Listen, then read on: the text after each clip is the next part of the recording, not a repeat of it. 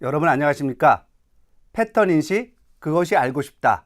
이번에는 패턴 인식에 있어서 어떤 과정들이 필요할까? 우리가 패턴을 인식하기 위해서는 어떤 처리 과정들이 필요할 것인가 하는 것들을 영상이나 이미지를 보면서 함께 살펴보는 시간을 갖도록 하겠습니다. 우선 이 이미지를 보게 되면 이것은 얼굴 인식을 위한 이미지입니다. 즉 카메라를 통해서 사람의 얼굴을 받은 다음에 그 얼굴을 통해서 이 사람이 누구다라는 것을 확인하겠죠. 그리고 또한 그 사람의 어떤 얼굴에서 나타나는 표정을 가지고 이 사람이 어떤 기분이다라는 것도 인식할 수가 있겠죠. 그게 바로 표정 인식입니다. 자, 그러면 이 영상의 특징, 이와 같은 인식에 있어서 가장 큰 특징은 무엇이냐면 사용하는 데이터가 2차원 이미지라는 겁니다. 그죠?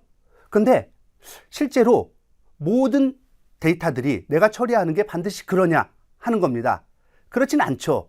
자, 그러면 우리가 일반적으로 패턴 인식하게 되면 데이터를 수집해서 그리고 전처리를 하고 그리고 특징 추출을 하고 그리고 인식과 분류라는 이와 같은 어떤 전형적인 과정을 거치게 되는데 실제로 들어오는 데이터를 어떤 식으로 획득하느냐, 획득하는 방법, 그리고 들어오는 데이터의 어떤 특성에 따라서 그 이후에 처리가 되는 단계들이 조금씩은 다 달라질 수 있다는 것을 지금부터 한번 여러분이 영상들을 보시면서 확인해 보시면 되겠습니다. 자, 그러면 이 영상은 무엇일까요? 이거는 사람의 어떤 동작을 인식하기 위한 겁니다. 사람이 걷고 있다, 조깅하고 있다, 뛰고 있다, 손을 흔들고 있다 하는 이와 같은 동작들이 계속 발생하는 겁니다. 그러면 앞에서 보았던 얼굴 이미지와의 차이점은 뭘까요? 얼굴 이미지는 단순히 그냥 2차원 이미지입니다. 근데 이것은 우리가 동영상이기 때문에 2차원 이미지가 시간의 흐름에 따라서 쭉 나오는 이와 같은 특징을 가지고 있습니다. 그러면 단순히 그냥 하나의 2차원 이미지를 처리할 때와 분명 이와 같이 어떤 일련의 시퀀스를 가지고 있는 이미지들을 갖다가 처리하는 것은 분명히 달라져야 될 겁니다. 그리고 또한 이걸 한번 보시면 이건 뭐냐면 핸드 제스처 인식입니다. 즉 손 동작을 인식하기 위한 거. 지금 사람이 주먹을 쥐었습니다. 그리고 또 손바닥을 좌우로 흔들게 됩니다.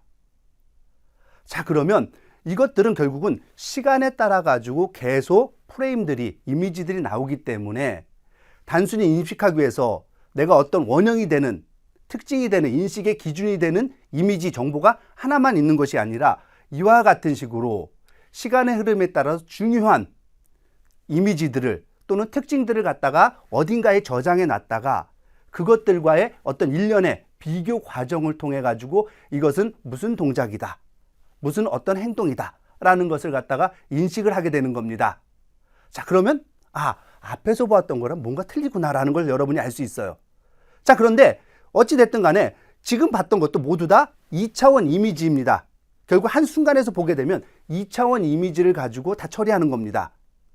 자, 그런데 동일하게 이것도 어떤 동작을 인식하는 겁니다. 사람이 지금 막 손을 흔들고 있는데 이 동작을 인식하기 위해서 오른쪽의 그림과 같이 보게 되면 이 그림은 뭐냐면은 깊이 정보를 이용한 겁니다. 단순하게 그냥 2차원 이미지가 아니라 그 카메라 초점부터 얼마나 거리가 떨어져 있는지 그 깊이 정보를 이용해 가지고 그레이 레벨로 렌더링한 이미지입니다.